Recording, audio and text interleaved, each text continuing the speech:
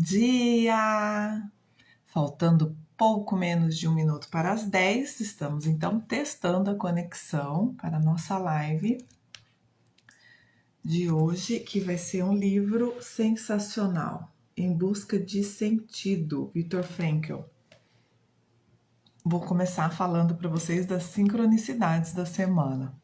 Deixa eu só testar o som, vocês me falam se tá ok.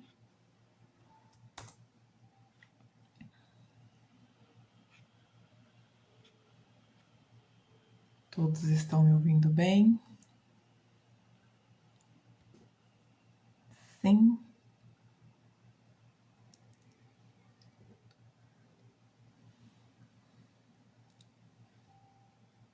Vamos lá, então, pontualmente 10 horas, sejam todos bem-vindos. Domingo, dia 29 de janeiro, aniversário da minha amiga Juliana Takaoka de Londrina. Parabéns, Ju! E eu começo falando para vocês da sincronicidade. A semana passada a gente falou sobre o livro A Bailarina de Auschwitz. E ela conta, obviamente, a experiência dela, né, a doutora Edith Eger, conta a experiência que ela teve na vivência nos campos de concentração, mas principalmente falando sobre Auschwitz, que foi onde ela ficou a maior parte do tempo e foi um dos maiores campos de concentração nazista, né? E aí a gente acabou a live, foi à cozinha tomar água e tal, a gente tava, aí eu voltei aqui pro escritório, o Marcelo me chamou, vem aqui, tava assistindo um documentário na Globo News e eles estavam exatamente falando sobre o movimento que São Paulo estava fazendo, os sobreviventes do Holocausto que foram refugiados e vivem até hoje em São Paulo. É um projeto ali de gratidão e de agradecimento à cidade de São Paulo. Foi aniversário de São Paulo também há poucos dias, 469 anos. Parabéns, São Paulo, cidade que eu amo. É cidade natal do meu marido, né? Então a gente viu essa sincronicidade, essa coincidência no dia da live domingo passado. E aí, hoje então, nós temos a live que fala sobre o mesmo assunto, do Viktor Frankl, Em Busca de Sentido.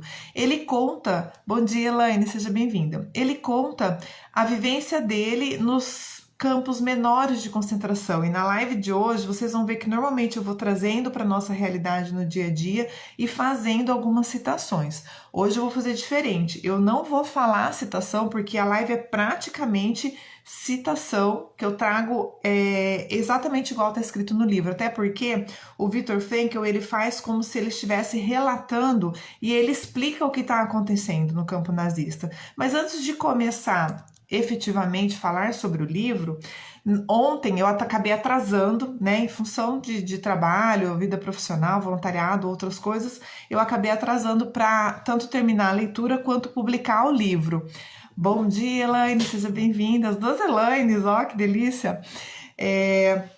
Então eu acabei atrasando, ao invés de publicar na quarta ou quinta-feira, eu fui publicar ontem só o livro. E aí, a hora que eu publiquei, a Adriane Pires, obrigada, Adri, pelo seu recadinho, falou que no dia 27 de janeiro, e aí eu fui pesquisar e de fato, dia 27 de janeiro é o Dia Internacional em Memória às Vítimas do Holocausto, né? Essa data marca então a chegada das tropas soviéticas no maior campo de concentração, que foi Auschwitz e Birkenau, ali na Polônia. Não sei se é assim que fala, Birkenau. Mas enfim, uma série de sincronicidades. O que eu achei interessante? Esses dois livros, desde que eu dei a live da Escolha pela Liberdade, que é da Edith também, que foi lá em 2021, que eu tô com esses dois livros ali no prelo, né, para ler e tal. Passaram-se praticamente 1 ano e meio, 2 anos, e aí então eu decidi falar sobre eles sem saber que era essa semana de comemorações em função dessa data histórica e de tudo que aconteceu no Holocausto. Então, o que eu tô falando para vocês? Para agradecer e que para vocês continuem ao me acompanhar e ver as sincronicidades, principalmente relacionada à data ou à temática daquilo que a gente vai falar. Tem muita gente que me fala, uma vez eu falei da live sobre um livro de autoestima, nossa, Rê, era bem que eu precisava, tal. Então, vocês me falem quando isso acontecer, porque eu tenho aí um registro histórico, né, de informações que ajudam na minha pesquisa e até na própria escolha dos temas, tá? Às vezes vocês também podem sugerir livros, né? Isso já aconteceu várias vezes, tá? O pessoal quer saber sobre um assunto, não conseguiu ainda ler um determinado livro e quer que leiam, aí vocês me mandam, eu vou tentando encaixar aqui, compra, às vezes é o tempo de chegar para a gente poder falar sobre ele. Mas hoje nós vamos falar sobre este livro, né? Então, quem foi Viktor E. Frankl, né? Mais conhecido como Viktor Frankl. Ele foi um PhD, né? Um pós-doutor aí, um psiquiatra renomado, professor de neurologia, tá? Morreu em 1997, aos 92 anos. Então, ele teve uma vida bem longeva para o período e principalmente após tudo que ele passou e que ele viveu no campo de concentração. Ele foi também o fundador da logoterapia, tá? Professor, nós vamos falar o que é logoterapia lá no finalzinho da live, por causa do tempo, não vai dar para aprofundar, mas no livro tem um apêndice, o primeiro apêndice é como se fosse 2 capítulos, né? Não é tão pequeno, tão curto, e ele fala muito sobre a logoterapia, como que ele criou, ele vem desenvolvendo isso ao longo do livro, mas ele tem ali inclusive algumas técnicas interessantes, vale a pena ler. Ele foi professor de neurologia e psiquiatria na Universidade de Viena, autor de 32 livros, traduzidos para mais de 30 línguas, para mais de 30 idiomas, incluindo o chinês e o japonês. Bom dia, Mônica, seja bem-vinda. Tava com saudade de você, Mônica. Ele foi professor visitante de várias universidades renomadas. Então, a gente está falando de Harvard, Pittsburgh, a própria Universidade de Viena, Cambridge, dentre outras no mundo. Não ficou restrito ali à região onde ele viveu, onde ele se formou e se especializou. Recebeu o título de Dr. Honoris Causa em mais de 25 universidades em todo o mundo. Então, se vocês entrarem no Wikipedia, depois da live, não vai entrar agora, senão vocês vão parar de prestar atenção aqui. Entra no Wikipedia dele, que tem riqueza de detalhes e vale a pena ver. Ele ganhou muitos prêmios, né? Esteve no Brasil em 1984, mais uma coincidência ou não uma sincronicidade, porque foi em 84 que esse livro é um best-seller dele, né? Depois a gente vai falar no prefácio dele, mais de 2,5 milhões de cópias vendidas já há algum tempo. Mas foi em 84, o ano que ele esteve no Brasil, que foi também o ano em que o livro dele, o best-seller dele, foi prefaciado por Gordon Allport, que é da Universidade de Harvard, um professor também, colega dele, e ele fez um prefácio, né, específico à edição americana. E depois, então, foi seguido de um prefácio do próprio autor, do próprio Viktor Frankl. Então, a partir de 84, o livro passa a ter 2 prefácios. Ele foi amigo de Freud, né, com quem se correspondia desde os 15 anos. Então, ele já tinha como é que eu posso dizer, um comportamento diferenciado desde muito novo, o que só como eu posso dizer, só fortaleceu quem ele era e principalmente as experiências e tudo o que ele fez, tendo passado pelo campo de concentração, mas principalmente após sair desse experimento, né? Perdeu a sua esposa, os pais, irmãos, toda a família no Holocausto nazista, com exceção de uma irmã. Com os exemplos vividos, então, por ele nesse período, que eu vou tentar trazer algumas informações, algumas citações, para a gente aprender um pouco mais sobre a psicologia ou como a psicologia funciona no ser humano, mesmo nos períodos críticos e de sofrimento. Então, ele fala sobre isso o tempo todo, óbvio, em função de tudo que ele passou.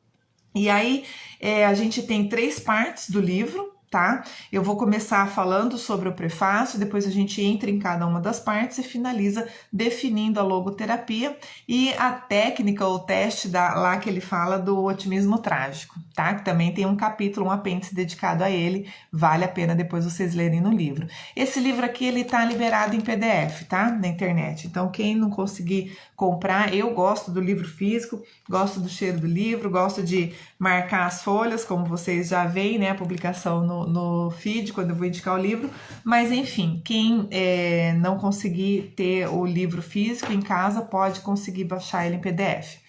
Então, o Dr. Frankl Foi um prisioneiro durante longo tempo em campos de concentração, onde seres humanos eram tratados de modo pior do que se fossem animais. Ele se viu reduzido à existência nua e crua. O pai, a mãe, o irmão e a esposa de Viktor Frankl morreram em campos de concentração ou em crematórios. E exceto a sua irmã, toda a sua família morreu nos campos de concentração. E aí eu também vou trazer aqui algumas falas do livro.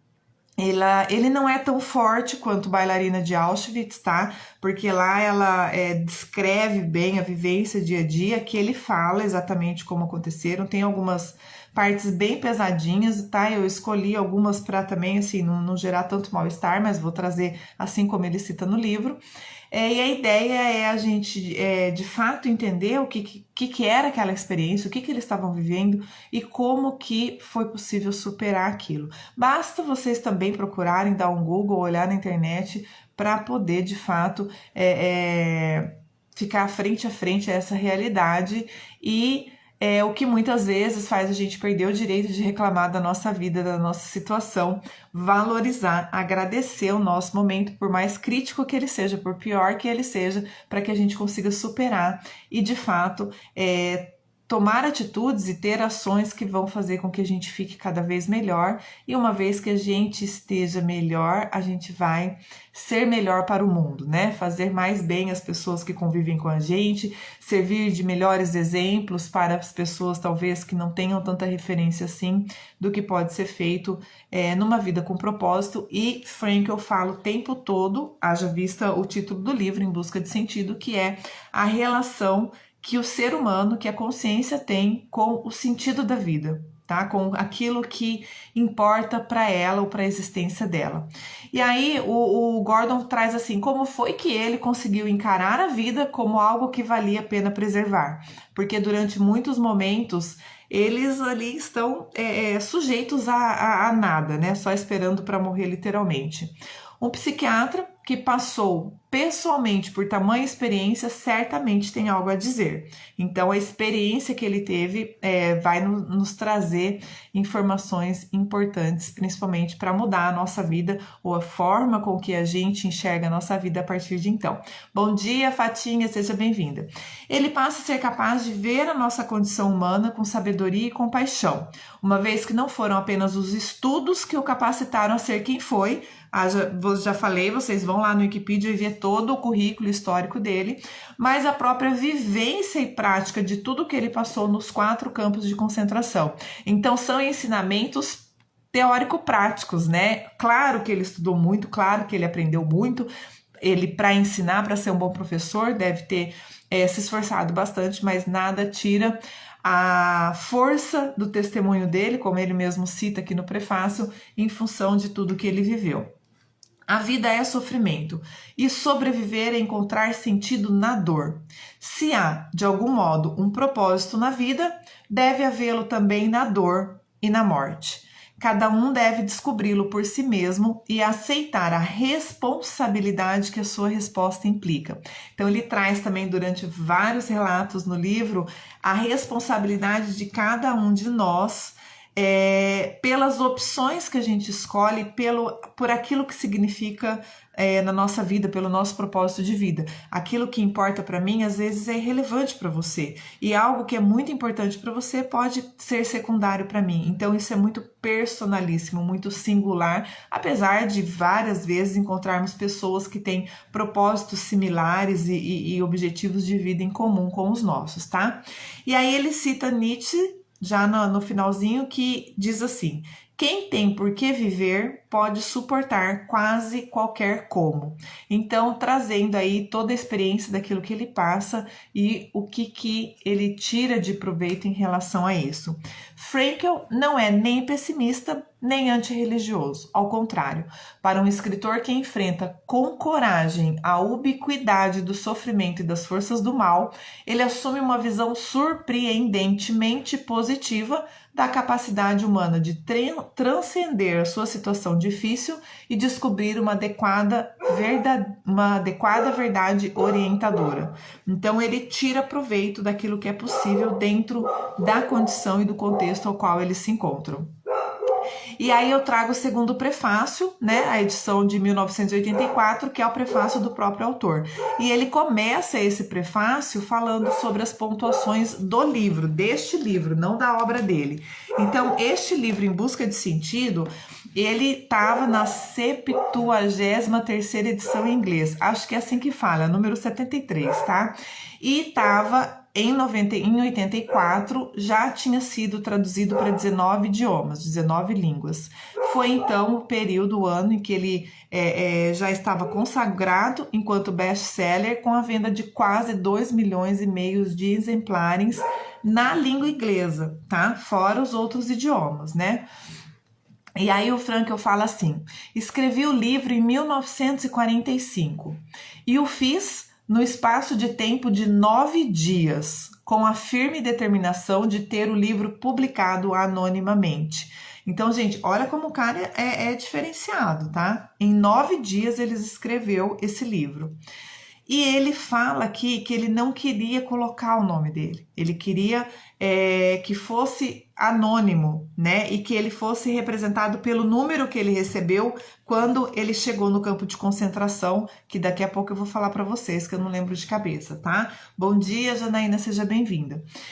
Então, quando ele explica por que ele queria publicar anonimamente, ele fala assim: havia querido simplesmente transmitir ao leitor, através de um exemplo concreto, que a vida tem um sentido potencial sob quaisquer circunstâncias, mesmo as mais miseráveis. Então, depois de passar por tudo que ele passou, ele queria transmitir o sentido da vida, né? Em busca do sentido, o sentido da vida, mesmo diante as condições mais adversas. Senti-me responsável pela tarefa de colocar no papel o que eu havia vivido. Pensava que poderia ser útil a pessoas que têm inclinação para o desespero. Então ele queria ajudar, ó, a intenção dele por trás de todo o contexto. É possível dizer sim à vida, apesar de todos os aspectos trágicos da existência humana. Um certo otimismo com relação ao nosso futuro pode fazer fluir, né, pode fluir através das lições retiradas do nosso trágico passado. Então também Frankl faz essa correlação de presente, passado e futuro o tempo todo, ou passado, presente e futuro o tempo todo. Ele tem clareza do que ele está vivendo ali, ele muitas vezes usa o passado para se fortalecer e para fixar na memória tudo de positivo que ele já tinha vivenciado, e com muito esforço desejando e almejando um futuro que ele pudesse, ao sair daquele local, daquele momento, daquele contexto crítico, ser melhor e fazer mais bem à própria sociedade, vamos dizer assim. Então a gente entra, depois de passar por esse prefácio, a primeira parte do livro, que é a parte 1, né? Ou não seria o capítulo 1, porque ele tem várias subdivisões, mas a primeira parte, que é Em Busca de Sentido, tá? A Fatinha tá pedindo para buscar o livro aqui, ó, para mostrar o livro, ó, Em Busca de Sentido, Viktor Frankl. Ele é um livro bem fininho, fácil de ler, tá? Todo mundo consegue ler em menos de uma semana, tá bom? Mas ele é um livro denso, né? Similar à Bailarina de Auschwitz, que ela é o dobro, né? Tanto é um tamanho maior e também o dobro da grossura desse. Mas vale a pena ler. Então, um psicólogo no campo de concentração. Ele fala aqui das experiências pessoais que milhares de prisioneiros viveram de muitas formas. Então, ele traz muito a questão do companheirismo, das relações dentro dos campos de concentração. Tá? Este livro é a história de um campo de concentração visto de dentro, contada por um de seus sobreviventes, prisioneiro comum e desconhecido. Depois ele se tornou uma sumidade. Quando ele foi para o campo de concentração, ele era um médico, um psicólogo, mas na verdade ele se formou em medicina depois, ele era só psicólogo antes, tá? Um terapeuta. E aí ali no campo de concentração ele era um ninguém, na verdade, era só mais uma pessoa, né? Um prisioneiro comum e desconhecido, como ele mesmo relata. não serão descritos os grandes horrores dos grandes e famosos campos de concentração, mas as inúmeras pequenas torturas, relatos de campos mais reduzidos, autênticos locais de extermínio. Então ele passou por 4 campos de concentração nesse período, e ele não vai relatar as atrocidades, ele até fala que há muitos livros, muitos filmes, muitas pessoas que estão relatando isso, e o que a gente de fato viu, né, no próprio livro da Edith Eger, né? Mas ele também faz o contraponto o tempo todo, durante o relato das experiências dele, de como funciona a psicologia no ser humano e a caracteriologia, tá? Que vem a dar, esses 2 formatos vêm a dar o que depois ele chama e funda a própria logoterapia. Então, do ponto de vista psicológico e caracteriológico, vamos citar algumas passagens e tentativas de compreensão a partir da ótica do autor. Então, volto a dizer, normalmente eu faço meu relato e trago algumas citações. Hoje a live vai ser praticamente de citações, tá? Então não vou falar igual tá no livro, porque a partir de agora a gente vai falar praticamente o que está no livro. Vamos citar mais profundamente os relatos destacados no livro, de modo a compreender o que de fato acontece nesses ambientes. Podemos trazer para nossa realidade aprendizados infinitos a partir da solidariedade com a leitura desta obra, ou aprender a valorizar nossa vida e assumir a nossa responsabilidade por ela, além de aprender a logoterapia para a vivência de um futuro surpreendentemente positivo. Então a gente vai tentar tirar proveito desses relatos, dessas citações e dessa forma com que eu organizei, né, o que está escrito no livro. Óbvio, é uma parte ínfima, considerando todo o seu conteúdo, em função do tempo que nós temos aqui na live. Adri, eu já te agradeci no início da live, tá, por me mandar aí a sincronicidade das comemorações da semana. Bom dia, seja bem-vinda. Bom dia, Márcia, seja bem-vinda também. Então, nessa obra a gente tem 2 apêndices, os quais vale a pena aprofundar ao lerem o livro. A gente não vai conseguir falar aqui da logoterapia e nem da técnica do otimismo trágico, tá? A gente só vai definir, só vou citar ele para vocês já no finalzinho da live. A gente vai ter tempo aqui de passar a vivência do autor durante esse experimento dele e tentar tirar proveito, aprender alguma coisa com isso para a gente colocar em prática a partir de já. Quem olha de fora, sem nunca... Então aqui, ó, a gente já começa, tá? Praticamente citação o tempo todo. Quem olha de fora, sem nunca ter estado num campo de concentração, geralmente tem uma ideia errada da situação num campo desses. Imagina a vida lá dentro de modo sentimental, simplifica a realidade e não tem a menor ideia da feroz luta pela existência, mesmo entre os próprios prisioneiros e justamente nos campos menores. Então ele vai trazer aqui, a maioria das informações é do que acontece nos bastidores dos campos pequenos, tá? É violenta a luta pelo pão de cada dia e pela preservação e salvação da vida. Luta-se sem dó e nem piedade pelos próprios interesses. O prisioneiro não tem tempo nem disposição para se demorar em reflexões abstratas e morais. Eles muitas vezes, gente, não podia parar para pensar, tá? Cada qual só pensa em salvar a sua vida para os seus, que por eles esperam em casa, e preservar aquele aos quais se sente ligado de alguma forma no campo de concentração. Eles não têm muita opção. A condição deles se manterem ali, sobreviverem àquele contexto, é pensar em quem está esperando que eles voltem em casa e muitas vezes tentarem se afinizar com alguns companheiros prisioneiros ali, que estão no mesmo barco, vamos dizer assim, que eles, né? E aí, qual não é a surpresa daqueles que sobrevivem a todo esse contexto, de que aqueles que eles achavam que estavam esperando eles em casa já não existem mais, assim como Frankl faz o relato da sua própria esposa. Todos nós que escapamos com vida, podemos dizer, sem hesitação, que os melhores não voltaram. Então ele fala ali também que as pessoas muito boas, elas não tinham, às vezes, um jeito de superar uma situação adversa para poder sobreviver, tá? A atitude dos sobreviventes não é sempre fácil de se compreender, e a coragem da confissão eleva o valor do testemunho. Uma vez que a psicologia exige distanciamento científico, é muito difícil fazer uma exposição metódica desse tipo de investigação psicológica. Então ele relata ali a própria dificuldade dele em conseguir distanciar, enquanto pesquisador científico, o relato, né, na história que ele conta e enquanto o próprio experimentador daquela situação crítica. E então o livro relata o ensaio psicológico, que é o relato do prisioneiro número 119.104. E é esse número que ele queria que fosse publicado na obra, e depois ele foi convencido por vários amigos, né, de que era importante, em função principalmente dessa, né, do valor do testemunho, que ele não fizesse a publicação anônima, o que a gente agradece até hoje, né, virou aí um best-seller, e a partir então dessa publicação, muitos aprendizados para a vida toda, tá? Então a gente, depois dessa contextualização, a gente entra na primeira fase, tá?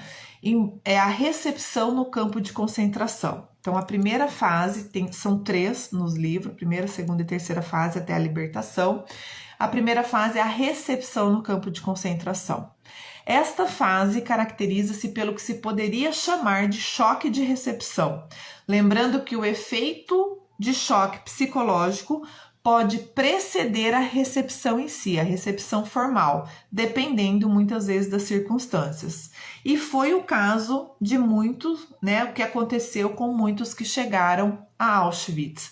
Ele relata no caso dele que após alguns dias e noites no transporte que levava mais de 1.500 pessoas, dividido em vagões com 80 pessoas empilhadas aos seus últimos pertences, esse choque de recepção antecedeu, né, o choque psicológico foi muito pior até do que a própria chegada à recepção em si, tá? O apito estridente da locomotiva causa arrepios, ecoando como um grito de socorro ante o pressentimento daquela massa de gente personificada pela máquina e por esta conduzida rumo a uma grande desgraça. Ao chegar à estação em Auschwitz, não houve coração que não se abalasse. Então ele ainda está relatando, né, chegando dentro lá da locomotiva do vagão. Em alguns de nós, o terror fica estampado no rosto. Eu pensava estar vendo certo número de cadafalsos dos quais pendiam pessoas enforcadas. O horror tomava conta de mim. E depois ele veio a descobrir que isso de fato acontecia. As pessoas que se suicidavam, que se enforcavam, elas não podiam ser retiradas daquele local, para que todos os outros prisioneiros vissem, enxergasse aquele exemplo, aquele modelo do que não fazer, e o que não deixava de ser também uma forma de terrorismo e de causar esse pânico nos próprios prisioneiros sobreviventes ali. De repente, brados de comando daquele jeito peculiar, estridente e rude, que de agora em diante ouviríamos sempre de novo em todos os campos de concentração. Então a conversa ali era por meio de ameaças, chutes e o que eles ouviam ali, né? A Adri colocou aqui, ó, a maioria dos judeus morriam antes de chegar nos campos dentro dos guetos ou tentando fugir desses campos. Recomendo o livro As Resistentes. Obrigada, Adri. Ó, mais um livro aí pra gente estudar. Não conheço esse livro, vou procurar aí adquirir para poder ler, tá? Obrigada pela indicação, Adri. E isso é verdade, eles relatam nos próprios vagões, né, nas locomotivas que eles levavam para os campos de concentração, o pessoal muitas vezes pulavam, tentavam fugir, acabavam morrendo ali dentro daquele contexto, mesmo antes de chegar no campo. Você tem razão, Adri. Obrigada pela contribuição. Pessoal, qualquer pessoa aí pode trazer, tá? Informações, contribuir com o assunto, com a live, ou perguntas, colocar o seu caso pessoal, o seu exemplo, fiquem à vontade. E aí ele traz, então, nessa primeira fase, né, da recepção do campo de concentração, A questão da ilusão do induto. É um quadro clínico da psiquiatria, né, chamado ilusão de induto, que significa o quê? É quando a pessoa condenada à morte, exatamente na hora da execução, então aqueles prisioneiros, né, condenados à pena de morte, exatamente na hora da sua execução, começam a acreditar que ainda receberá o indulto naquele último instante, né, como se eles fossem conseguir se libertar daquele contexto no momento ali da sua execução. E aí Frankl fala assim: eu e praticamente todos os integrantes do nosso transporte estávamos, portanto, tomados por essa ilusão de indulto, que acredita que tudo ainda pode acabar bem, pois ainda não tínhamos condições de entender a razão daquilo que ali se desenrolava. Somente à noite é que iríamos entender. Então, quando eles chegam no campo de concentração, na estação, eles começam a ver a movimentação, pessoas dando ordem. Ele fala muito do dedo indicador, né, direita para esquerda, que acontece o tempo todo, que vêm a ser os processos de seleção. E à noite, na primeira noite, eles já relatam. À noite, ficamos sabendo o significado desse jogo com o dedo indicador. Era a primeira seleção, a primeira decisão sobre ser ou não ser. 90% do nosso transporte foi para a sentença de morte. Então, a Edith também relata lá no livro dela, provavelmente essa das resistentes também devem relatar, essa questão das filas, né? Direita, esquerda, e cada uma caminha para um destino, sendo que um deles sempre, ou em sua maioria, era o destino da morte em si. Bom dia, sogra, seja bem-vinda. Ninguém ainda consegue acreditar que de fato tiram literalmente tudo da gente. Dentro de 2 minutos vocês têm que estar completamente nus. Atirem tudo no chão, não podem levar nada. Então, lembra que lá na locomotiva ele falava que tinha 80 pessoas em cima dos seus pertences? Os poucos que eles tinham conseguido levar. Chegando lá, eles tiram tudo deles, relógio, prato de comida, qualquer coisa. Bom dia, Fabi, seja bem-vinda. Sobre os corpos nus descem chicotes. Somos levados para outra sala. Então nos raspam o pelo de cima para baixo. Um prisioneiro mal reconhece o outro. E aí eles falam que não é só o cabelo, né? Eles não ficam só careca, raspam todos os pelos do corpo inteiro. Mas é com grande alívio e alegria que alguns constatam que dos chuveiros realmente sai água, porque há ali dentro os relatos de que algumas filas de banho ia para na verdade o que saía do chuveiro não era a água, era o gás ou alguma coisa ali letal, né, que eles acabavam morrendo. Desfez-se assim, uma após outra, qualquer ilusão que alguém do grupo eventualmente ainda estivesse nutrindo. Sabemos que nada mais temos a perder a não ser uma vida ridicularmente nua. Resta curiosidade e vontade de saber se eu escaparia com vida ou não, com uma fratura na base do crânio ou em outro lugar. Então ele já relata aquilo que ele vê logo na chegada. Estávamos curiosos para saber o que aconteceria agora e quais seriam as consequências de tudo que viesse a acontecer. Nos campos de concentração, há inúmeras coisas surpreendentes que se consegue fazer. Aí tem um relato de tudo que eles passam que eu trouxe aqui, tentei resumir, tá? Bom dia, Bela, seja bem-vinda, bom ter você aqui. Nos campos de concentração, há inúmeras coisas surpreendentes que se consegue fazer. Há exemplo de passar meses ou anos sem escovar os dentes. Usar a mesma camisa durante metade do ano até que ela fique completamente irreconhecível. Não poder lavar-se de alguma forma durante dias. Não ficar com pus nas mãos feridas e sujas ao trabalhar na terra. Dentre outras atrocidades que eles vivenciam ali dia após dia. Face à situação sem saída, ao perigo de morte a nos espreitar a cada dia, a cada hora e a cada minuto, face à proximidade da morte de outros, da maioria, era natural que quase todos pensassem em suicídio, mesmo que apenas por um momento, e por isso eles deixavam ali os cadáveres, os corpos das pessoas que porventura vinham a se suicidar, para que servisse de exemplo do que os outros prisioneiros não viessem a fazer. Um prisioneiro, ao ser internado num campo de concentração, demonstra um estado de espírito anormal, embora não deixe de ser uma reação psicológica natural e típica naquelas circunstâncias. Por que ele fala isso? Porque agora a gente vem para a segunda fase, onde ele vai relatar a vida no campo de concentração. Então ele traz esse espírito anormal, que ele chama, que é esse comportamento, muitas vezes com animosidade, muitas vezes refletindo o pior lado da natureza humana, obviamente, frente ao contexto ali vivenciado, tá? Após o primeiro estágio do choque, o prisioneiro passa então para o segundo estágio, que é a fase da relativa apatia. A hora que ele começa a viver ali e ver, né, toda aquela realidade, todas as ilusões caem por terra, e aí eles se dão conta da onde realmente eles se encontram e qual é essa realidade. Então ele diz que essa fase da vida no campo de concentração é uma fase da vida apática, tá? E eles acabam mexendo muito com o processo psicológico que ele analisa, obviamente, mas, né, do sentimento do ser humano, de quem você é e do que você está fazendo ali, haja vista as atrocidades que muitas vezes eles tinham que passar ou passaram por aquele contexto, sendo que a maioria não resistiu, né? A pessoa aos poucos vai morrendo interiormente.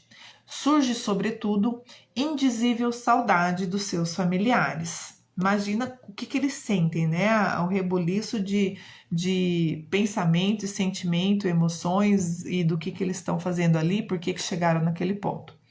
É justamente o recém-internado, ou seja, quem chegou, que costuma ser destacado para grupos de trabalho nos quais terá que se ocupar com a limpeza de latrinas, eliminação de excrementos e etc. Qualquer gesto que revele uma tentativa de limpar o rosto, com certeza provocará uma bordoada do capo. O capo eram os soldados lá, né? Que se irrita com a excessiva sensibilidade do trabalhador. Então, todo o trabalho, tudo que eles faziam no campo de concentração eram em grupos. Inclusive, era através desses grupos que eles faziam a seleção de quem ia ser condenado ou levado para a morte ou não, né? Ou desviado para determinados tipos de trabalho. E aí ele relata, então, que o recém-chegado, né, o recém-internado, é que iam para esses trabalhos mais hostilizados, vamos dizer assim. Passados alguns dias ou semanas, os prisioneiros reagem diferentemente de quando chegaram. Ouvem gritos, olham e observam como um companheiro seu é esmurrado até cair no chão, e isto várias e várias vezes.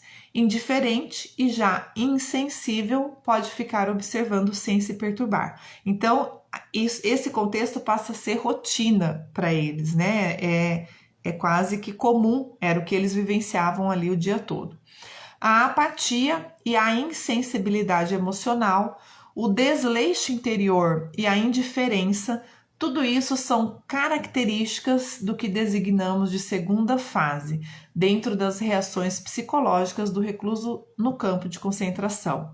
Muito cedo também tornam a vítima insensível aos espancamentos diários e em quase toda hora.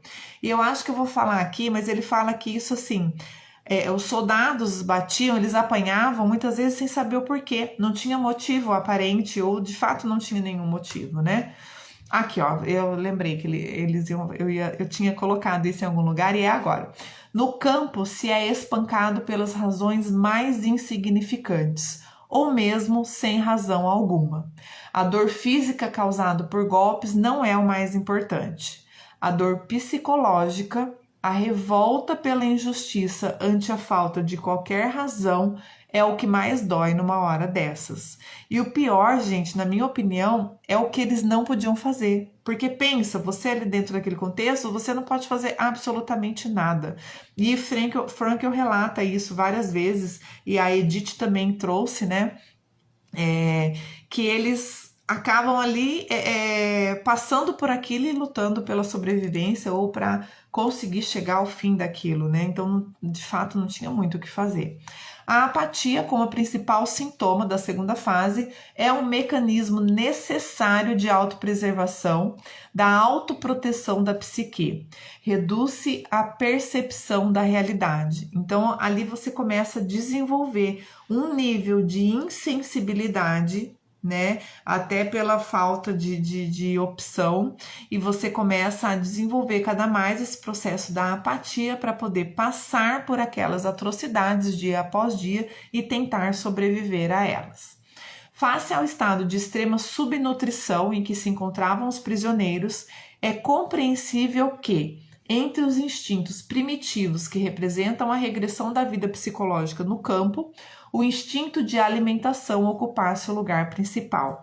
Então aqui ele relata vários contextos de necessidades, né, de sobrevivência até, como ele fala lá no prefácio, a questão de ficar anos sem escovar dente, não tomar banho e tal, mas que a fome era de fato algo que ocupava o lugar principal, principalmente porque eles tinham que trabalhar todos os dias, né? Muitas vezes trabalho pesado, puxado, e eles estavam subnutridos, eles não tinham uma alimentação adequada. A alimentação deles era uma sopa, eles relatam muitas vezes, né? Sopa rala, água rala com algumas ervilhas no fundo da panela, lá do pote onde eles eram alimentados com a sopa uma vez ao dia. Apenas uma vez ao dia. Então, imagina o contexto, né? Bom dia, Ângela, seja bem-vinda. Na maioria dos prisioneiros, a preponderância dos instintos primitivos e a peremptória necessidade de se concentrar sobre a simples e pura preservação da vida constantemente ameaçada suscitam uma depreciação radical de tudo aquilo que não serve a esse interesse exclusivo. Então, de novo, é ali naquela...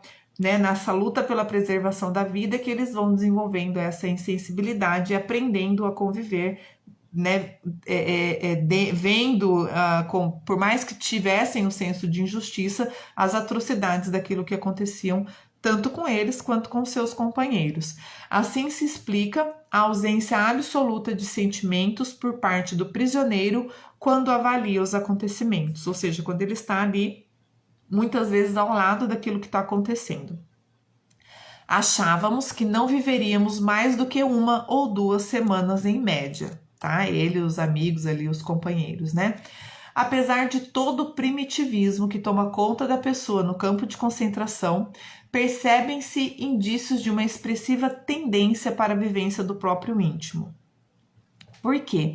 Aqui ele começa a relatar algumas experiências, por exemplo, que ele acabou se aproximando ali com um capa, um soldado, e porque ele deu uma dica, uma ideia, a pessoa estava no momento, sei lá, sofrendo com algum contexto, e ele deu uma ideia, então foi como se fosse um conselho amigo, e aí ele acabou desenvolvendo uma certa relação com esse soldado que em algumas vezes o ajudou no processo da preservação da vida ali. Ele cita o relato, por exemplo, de um momento que eles estavam em transição de um lugar para o outro, onde ele seria um dos últimos a chegar, o soldado já tinha reservado ali um lugar para ele ficar entre as pessoas ou à frente, onde ele teria menor risco de morrer, né? Passo a compreender que a pessoa, mesmo que nada mais lhe reste nesse mundo, pode tornar-se bem-aventurada, ainda que somente por alguns momentos, entregando-se interiormente à imagem da pessoa amada. Converso com a minha esposa. Tanto faz se é real ou não a sua presença. O amor é, de certa forma, o bem último e supremo que pode ser alcançado pela existência humana. Então, dentre vários relatos, ele traz aqui uma situação que ele... já naquela condição, né, muitas vezes até perdendo a lucidez, sem saber o que é verdade ou não, ele, ao lembrar-se de situações do seu passado e principalmente da sua esposa, foi motivo ali que o ajudou a ter forças para sobreviver, tá? Bom dia, Alê, seja bem-vindo. E ele depois fala, né, que se ele soubesse que naquele momento onde ele pensa na esposa dele, que ela já estava morta, talvez ele não teria sobrevivido. E claro que ele veio saber isso depois que ele foi liberto, né, do campo de concentração. Aquele que vive no campo de concentração e está disposto a voltar-se para o seu interior tem outro recurso para escapar do vazio. da desolação e da pobreza espiritual de sua existência atual. O refúgio no passado. Então ele reforça a importância da gente lembrar ou de ter na memória o que a gente aprendeu, o que foi de bom, e ele fala que o passado ninguém vai tirar da gente, né? Então, as lembranças que eles tinham e que eles reviviam ali através das memórias, muitas vezes fortaleciam, e o futuro eles não sabiam o que ia acontecer, mas o passado eles já sabiam, já viveram e ninguém poderia tirar deles. Éramos gratos ao destino quando ele nos poupava de sustos, os mínimos que fossem. Já ficávamos contentes quando à noite podíamos catar os piolhos do corpo antes de nos deitar. E eu coloquei essa frase porque não tem como não chocar com uma frase dessa, né? Então, olha a alegria deles, quando eles não se assustavam com alguma informação inesperada que acontecia o tempo todo, e já ficávamos contentes quando à noite podíamos catar os piolhos do corpo antes de nos deitar. O que relata que muitas vezes eles tinham que dormir sem fazer isso, né? Então imagina como era a noite de sono deles. Eu sabia que num comando de trabalho me acabaria dentro de pouquíssimo tempo. Já queria morrer, então eu queria que minha morte tivesse sentido. E aí o Frankl começa a trazer e fazer uma transição de tudo aquilo que ele está vivenciando ali, sem menosprezar e sem minimizar as atrocidades e a maldade de tudo que existia ali, mas ele começou a buscar, né, no seu eu interior algo diferente até para poder fazer com que ele sobrevivesse, passasse por aquilo ali. Quem não vivenciou pessoalmente a situação reinante num campo de concentração não faz a menor ideia da radical insignificância a que se reduz o valor da vida do indivíduo ali internado. Então, estar vivo ou não, de fato, já não fazia mais diferença.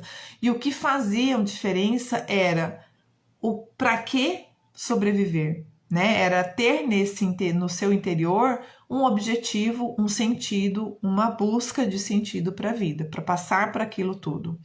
Para aqueles que podiam ficar e tinham relativas condições de trabalhar, valia tudo o que servisse para aumentar a sua chance de sobrevivência. Então, dentre as seleções ali, existiam as pessoas que ainda conseguiam, apesar do estado de subnutrição, de doença, de comorbidades físicas, conseguiam trabalhar. Aquilo era um alento para uma possível sobrevivência.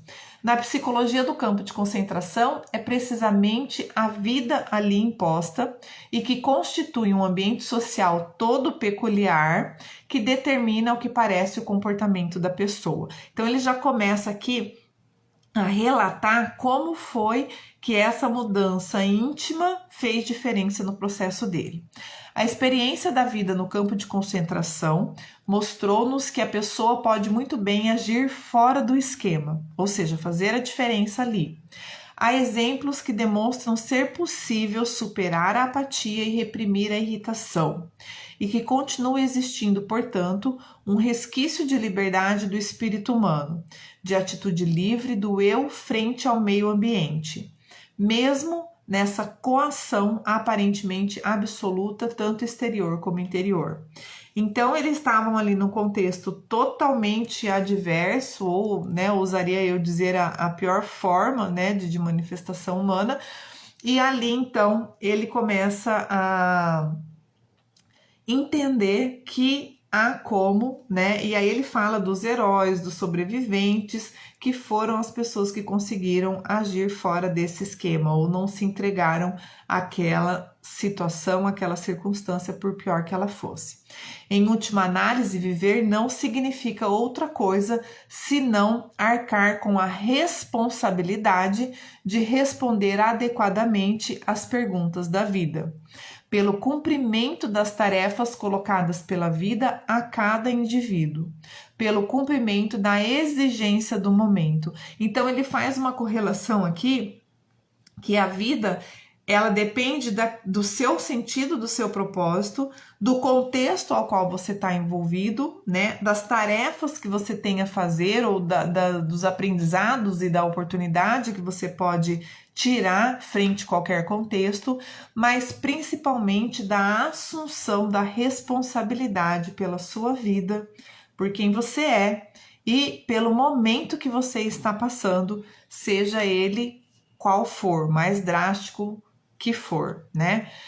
E aí então ele relata vários contextos onde ele começa a perceber essa condição da bondade humana, das situações que ele passou, que ele poderia ter sido morto e não foi, ou dos próprios momentos de seleção. Então ele via bondade na pessoa que mandou ele ir para uma fila e não para outra, assim como a própria Edith relata também, né, no livro dela.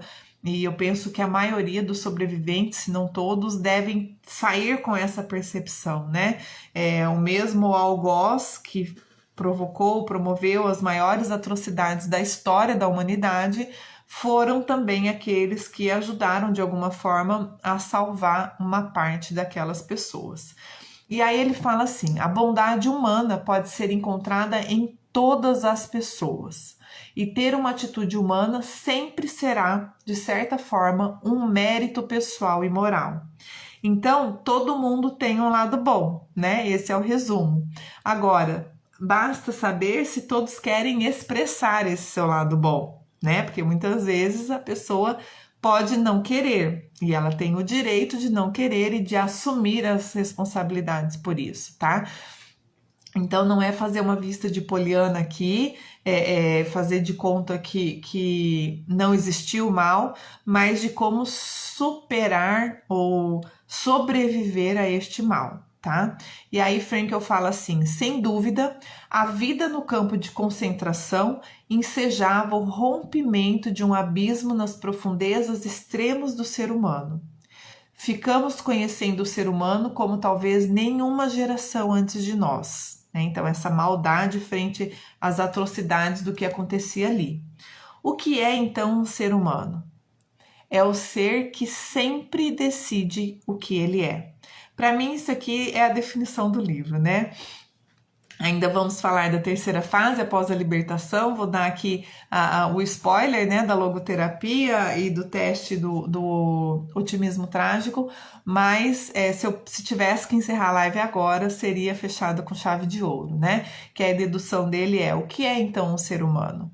É o ser que sempre decide o que ele é. Então, de novo, a gente é e a gente manifesta aquilo que a gente escolhe ser, aquilo que a gente decide que a gente quer ser, né? E a gente precisa assumir a responsabilidade por isso e não jogar a responsabilidade para os outros. Ai, por que você fez isso? Ai, eu fiz isso porque fulano foi assim. Ai, eu tô chateada com cicrano. Ai, aquilo, ai, isso. Ai, essa situação, esse contexto, essa diversidade. Não, é você que escolhe e decide quem e o que você é, né? E aí, claro, eu lembro daqueles memes, daqueles ditados que diz, né? As pessoas te tratam do jeito que você se permite ser tratada. Então, de novo, a responsabilidade vem pra gente, tá? E aí a gente entra, bom dia, Mara, seja bem-vinda. A gente entra na terceira e última fase, que é a fase após a libertação. Claro que entre essa segunda fase, a vivência no campo, e a terceira fase, após a libertação, ele relata como isso acontece. Então, tem ali umas 5, 6 páginas que ele fala, né, da saída do portão, do campo, de encontrar as pessoas, enfim, de não encontrar também as pessoas, né?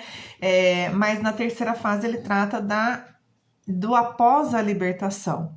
E aí ele fala o seguinte: em tantos anos de sonhos e de saudades, o termo liberdade já está muito gasto. Literalmente desaprendemos o sentimento da alegria. Então, qual que é o impacto? Que nessa fase da libertação, onde eles passaram anos ali, né, vivenciando as maiores atrocidades, esperando ser livres, sobreviverem e serem livres, a hora que isso acontece, eles não conseguem sentir a alegria daquele momento, né, ou a satisfação de terem superado tudo aquilo. Por quê? Porque eles já desaprenderam a sentir, né? Não vou nem dizer que é sentir a alegria, eles já desaprenderam a sentir. Bom dia, Ângela, seja bem-vinda. Então, ele relata isso, né? Sob o ponto de vista psicológico, pode-se chamar de verdadeira despersonalização aquilo que os companheiros libertos experimentaram. Tudo parece irreal e improvável.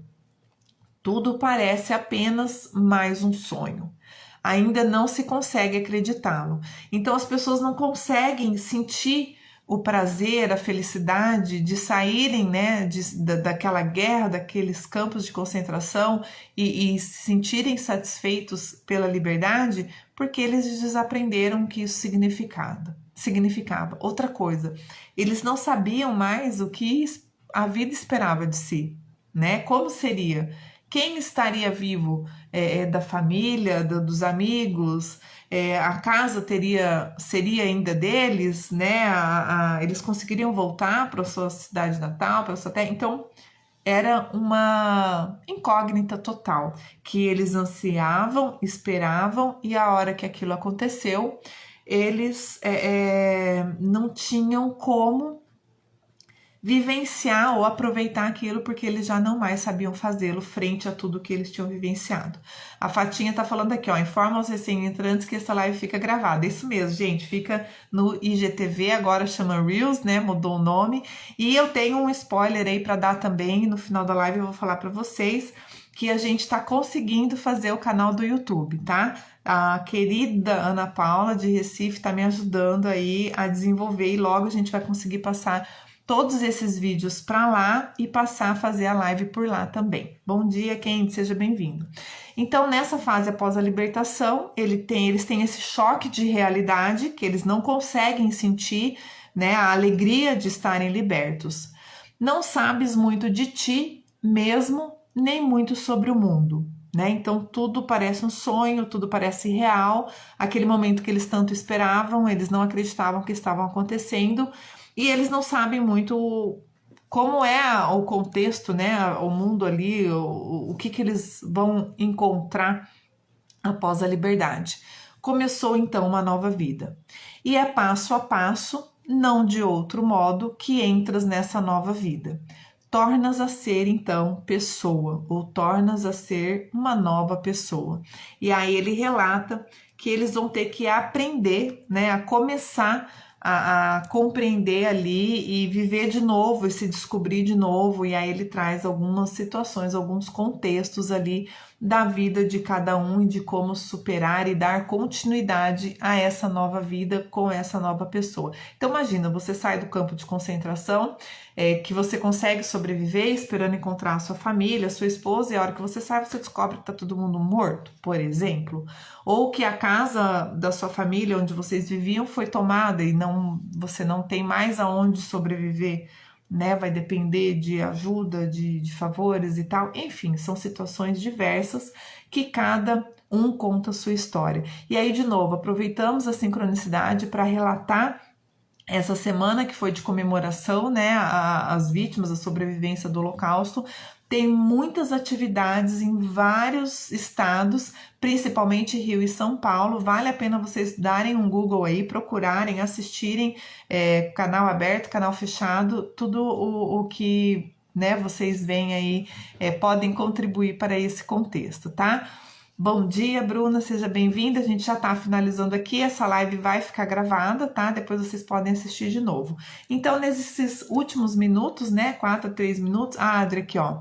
O ser humano muitas vezes só entende o valor da liberdade quando perdem esse direito. Infelizmente, né, Adri? E que bom que a gente tá podendo aqui estudar, ler, debater e contribuir para a gente conseguir levar de alguma certa forma uma informação diferente, um alento, um aprendizado para a gente poder se melhorar e valorizar cada vez mais a oportunidade da nossa vida e daquilo que a gente pode fazer de melhor para os outros, para nós também, e a partir, né, da nossa melhoria a gente levar o nosso melhor para os outros também.